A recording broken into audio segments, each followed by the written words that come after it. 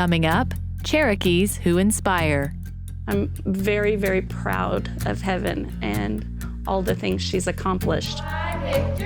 She doesn't have the, I probably can't do that attitude. And I thought to myself, I'm gonna break that world record. I believe. I remember just being so excited because I ran a half marathon, and I thought, if I can do that, I can do a full. Doing stories about Cherokee culture and history, that's a dream job for me. The Cherokees. A thriving American Indian tribe. Our history. Our culture. Our people. Our future.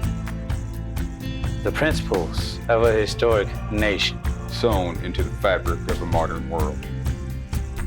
Hundreds of thousands strong. Learning, growing, Succeeding. And steadfast. In the past, we have persevered through struggle. but the future is ours to write. Osio. Osio. Osiyo. These are the voices of the Cherokee people.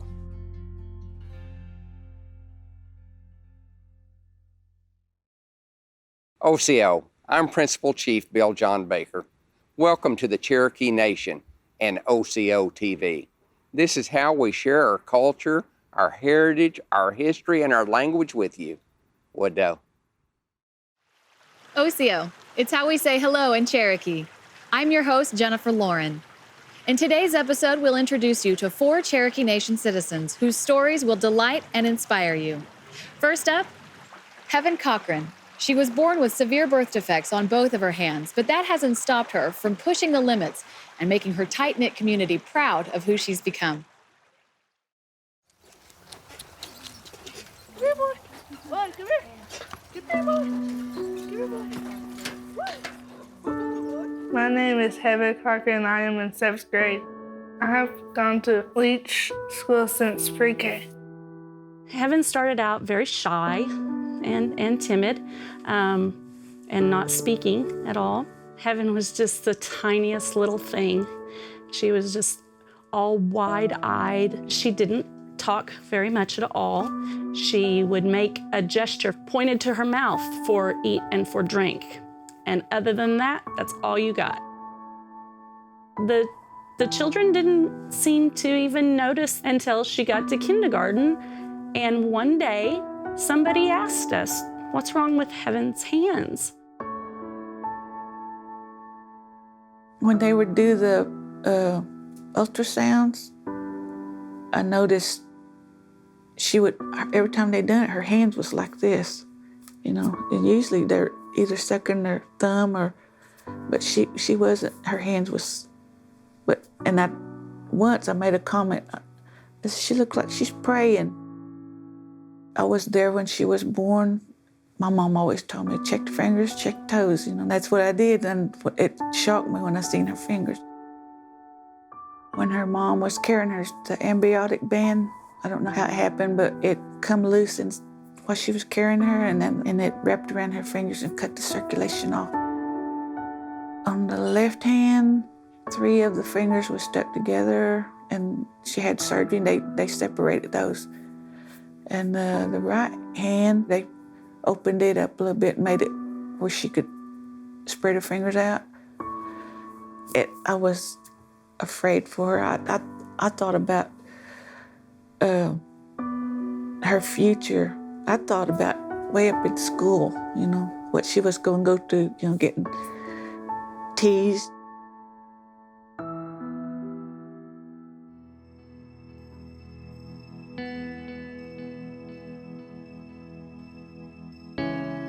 She would sit out in the car, I'm not going to school, I don't want to go to school, you know. And she'd cry. I couldn't get her out of the car. When I met Heaven, she was quiet, very, very reserved. It was hard to get her to be sociable. We've had this uphill climb with her, and all of a sudden, you just saw this step after step after step, the mountain peak that she kept on climbing and climbing. She is becoming a joy that you can tease and you can carry on, and she responds with confidence. she'd come home, she'd say, I'm going to shoot a bow tomorrow. She said, do you think I can do it? And I tell her, I said, baby, I said, whatever you set your mind to, I said, you can do it. I said, you got to want to do it. Now, first time when I went to my PE hour, I was like trying to shoot, and after all that, I was like kind of shooting bullseyes. After she'd shoot the bow that day, she'd come home and tell me what she was doing, and she said, it's fun, I like it, you know. The archery's like the right one for me to do. When I like tried other sports, it's not like the right feeling for me. But I think archery's like the right one to do, like instead of like other sports. She's learned a lot from Brian Jackson, and she looked forward to the days that he was coming. Brian made her a special glove that she could use that would fit her just right so she could shoot her bow better. Brian wanted to give me a glove, that way I could shoot better. That way, because if I shoot with 3, he knows I'm like kind of messing up when I shoot. When I first done it, when I first started like that time, I started shooting better until like now it's like I'm getting to where I needed it. I'm very, very proud of Heaven and all the things she's accomplished. She doesn't have the I probably can't do that attitude at all. And she gets support from everybody, so she has no hesitation to try new things. She's a very sweet young lady, and she hasn't let this hold her back at all. The community did a lot for us. The teachers, they have done it, brought her out to where the way she is now, you know. Without their help, you know, I couldn't have done it all by myself. The things that she's been through from the time she was born and how she grew, looking back, I'm proud of her because she's not afraid to try anything. And I'm proud of her because of the things. She's a strong little girl. She's strong.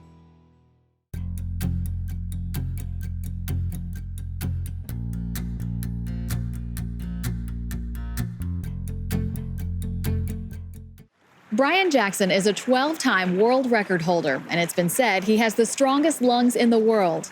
Brian invited us to come along as he made his 13th and final world record attempt.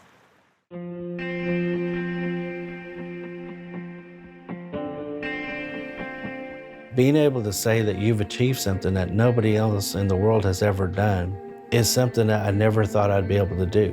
And it's an amazing feeling to be able to say, I hold that world record.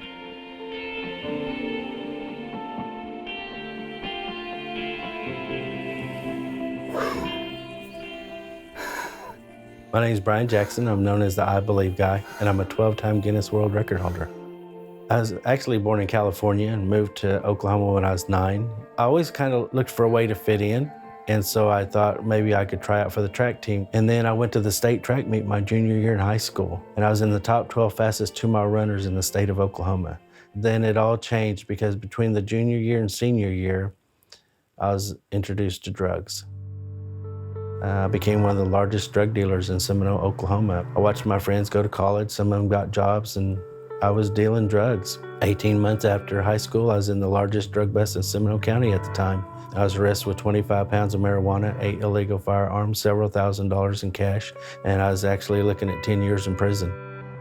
And after that, the district attorney called me up to his office and scared me for about an hour, telling me what they were going to do to me in prison, how they were going to treat me.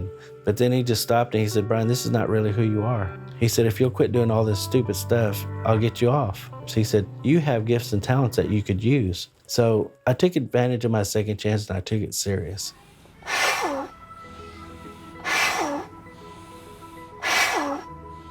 After I got my second chance, we started going to a church and we wanted to do some stuff for our kids. I bought a book on how to make balloon animals, and we went to an event and we left our pumps at home. And so at this event, it was either blow the balloons up and make balloon animals or not make balloon animals. So I started blowing them up. And I told myself, I'm not ever going to use a pump again. And it was when I got to where I could blow up 9 of those at the same time that I saw the guy from Luxembourg, Germany that held the world record for blowing up a hot water bottle. And I thought to myself, I'm going to break that world record.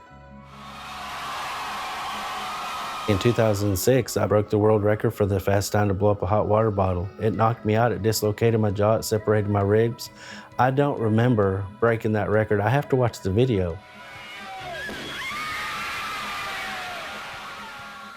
It's dangerous because if you think about how thin the lung tissue is. So you can imagine if one of those little bags that you squeeze air into somebody's lungs to help them breathe can rupture a lung, how much pressure could 2,500 pounds do? In Italy, I blew up 3 hot water bottles in 1 minute and 8 seconds, and that was my second world record. And that got the attention of Stan Lee, the creator of Spider-Man, X-Men, and Marvel Comics. I get a phone call one day, and it's from the producers of Stan Lee Superhumans, and they said, we do this show called Stan Lee Superhumans. I'm like, I know, I've seen that show. And they said, would you like to be on the show? No, I'm sitting there thinking, this is Stan Lee, you gotta step it up. So I told them, I said, I'd like to see if I could lift a car.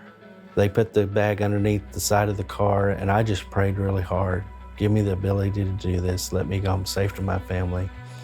And I start blowing into this thing with more pressure than I'd ever blown into. And when that car came off the ground and Daniel slid that paper underneath that tire, it was exciting. And after that, we're all celebrating, and Daniel Browning Smith comes up and he says, I just got off the phone with Stan. He's got your nickname. And so he said, they're gonna call you the Hurricane. And I thought, how cool is that? A cool name from Stan Lee. And there's only a handful of us, and I'm the only Native American. So that's a memory that I will never forget.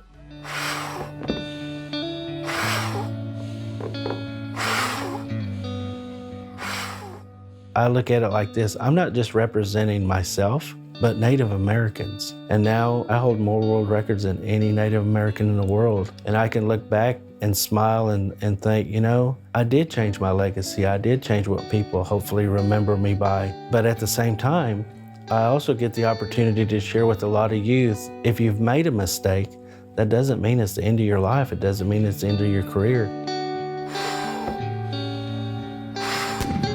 Yes. I've been wanting to retire for quite a while, and there's still something missing.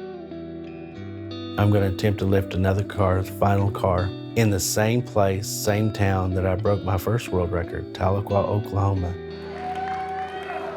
And my family has all said, is this it? This is it. You know, if I don't quit, something permanently is going to happen. 3, 2, 1, go.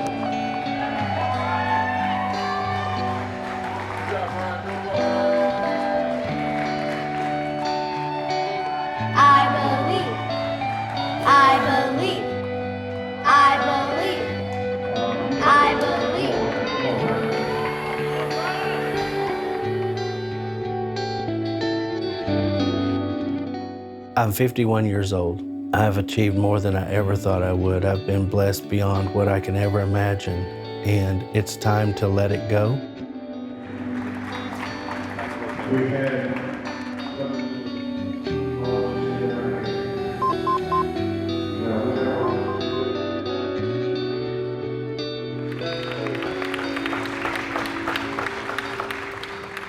And you got to get to a point where you're just happy with who you are and what you have. I'm officially retired. Thank you guys very much.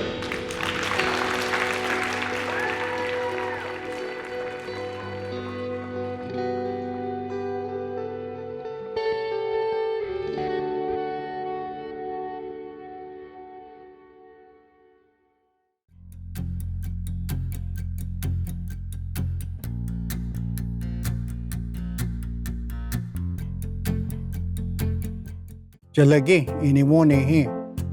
Let's talk Cherokee. The Cherokee syllabary is the writing system invented by Sequoyah. Each character represents a syllable in the Cherokee language. In this syllabary chart, the top row contains the 6 vowel sounds.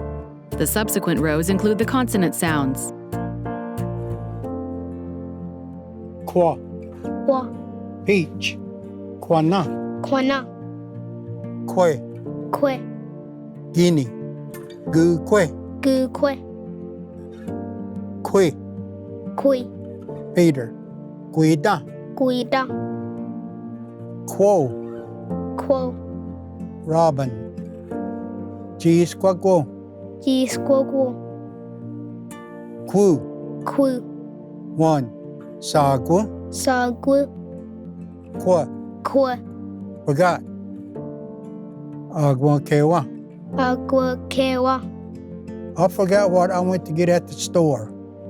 Agua Kewa, Agua Kewa, Iusti, Iusti, Agihala Sa'i, Agiela Sa'i, Idana E, Didana E, Jiwi Geda. Jiwi Geda.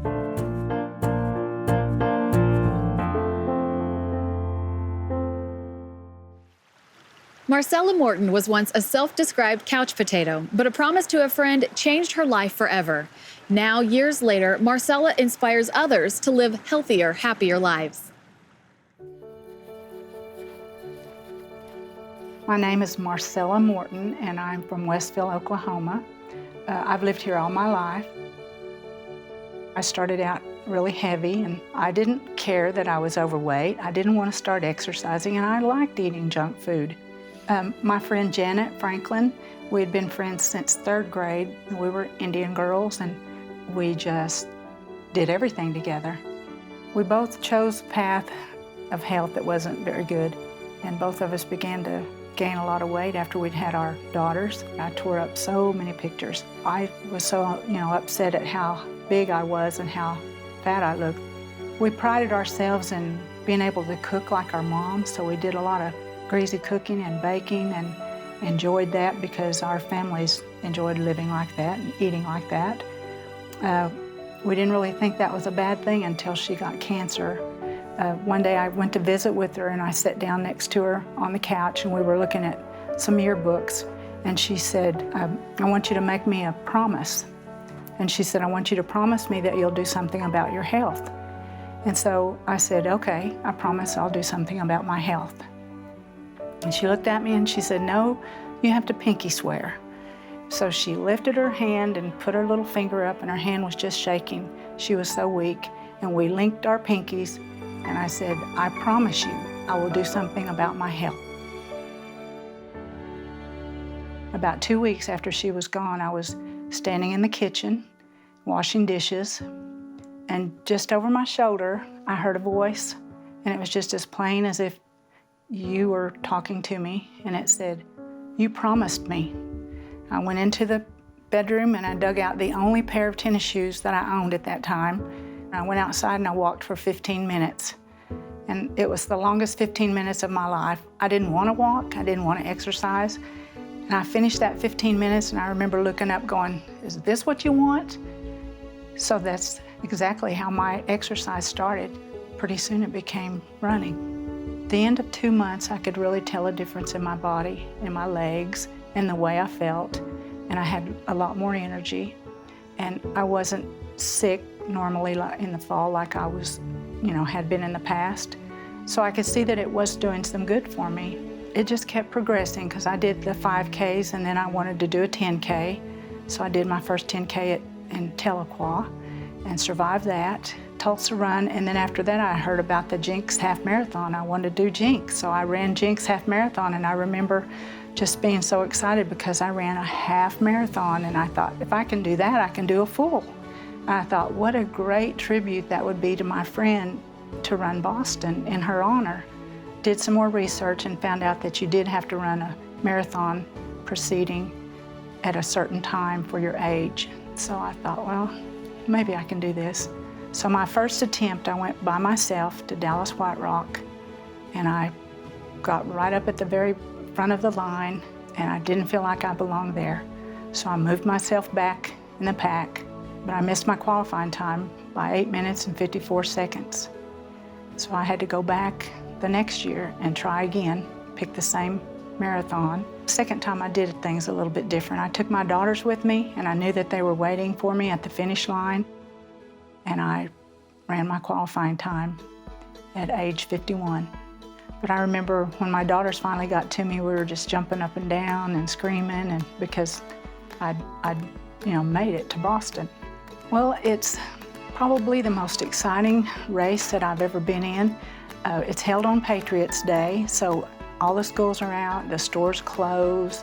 Everybody comes out for Boston because it's such a big deal. So you gotta understand, I came from couch potato to Boston, so that's just one of the goals I set. And I remember praying and saying, "Dear Lord, just give me enough strength to have my arms upraised when I finish this," because I was getting so tired.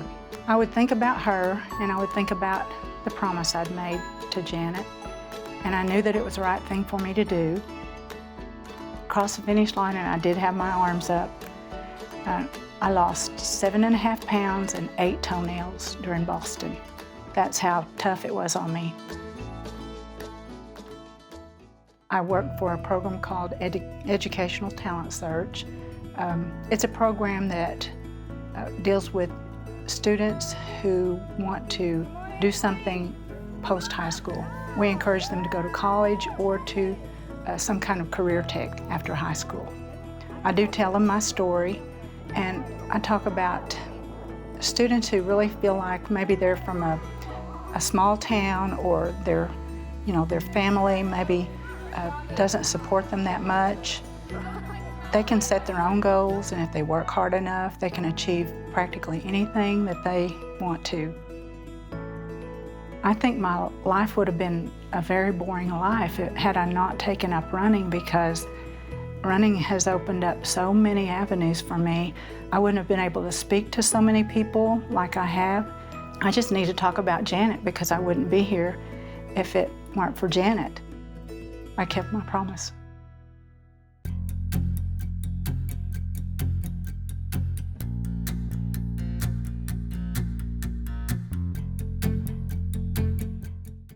Will Chavez Jr. was on the very first Remember the Removal bike ride in 1984. 30 years later, he made the trip again and discovered as a legacy rider, things have changed.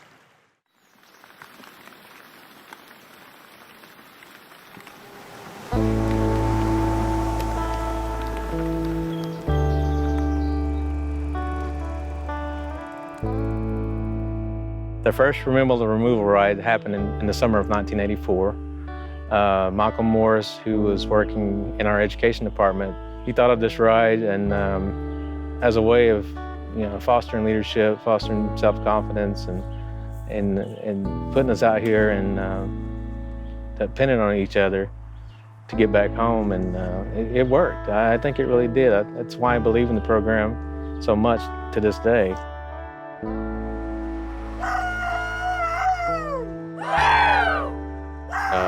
Riding with some really great kids. They're really supportive. They support each other all the time. We all are at different levels, of fitness and skill, and so we always keep track of each other and then make sure no one's left behind on this ride. So this time it's more certain. We know the route. We got a lot of support back home and here, and so it's still more relaxed, and I think that's why I wanted to do it again. I just wanted to see the trail again and appreciate it with different older eyes.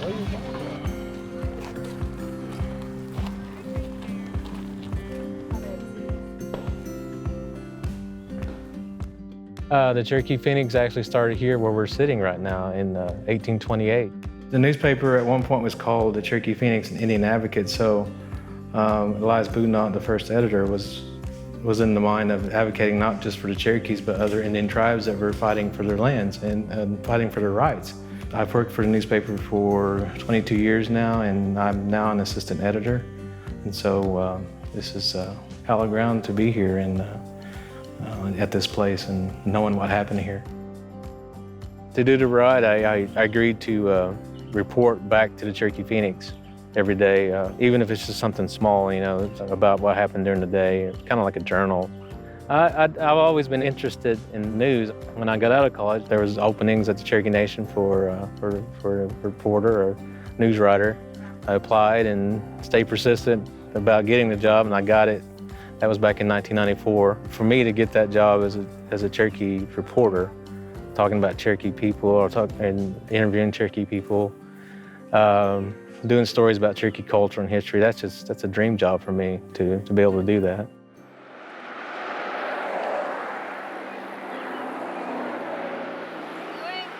Well, compared to the 1984 ride when we went through, there were no markers, there were no interpreters, local people that could come out and talk to us about what was in each area. So this time, I appreciated that. I think every time we got to a place where we knew our ancestors were actually there and walked there, we always took a moment to reflect and think about that. It seemed to me, I've studied the removal quite a bit. It seemed to me there were more people talking about unmarked graves this time. There was a gentleman before we got to Cape Girardeau that took us to a historic marker, and he pointed to a creek next to us, and he said, across this creek are Cherokee graves, and down the road are Cherokee graves. And so I just keep thinking those are undocumented. People don't know about them, or not as many people know about those graves. And so it made me wonder, all the way through, all along the trail, are we riding by graves? Are we riding by unmarked graves?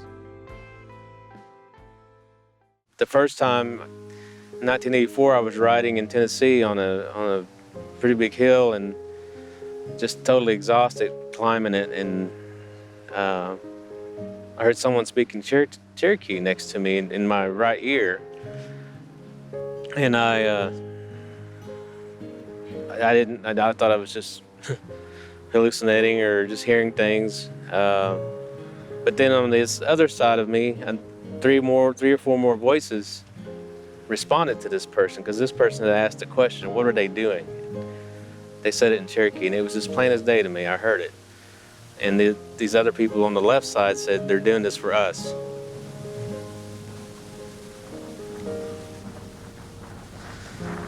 I felt that back then. I felt it this time, that they were with us.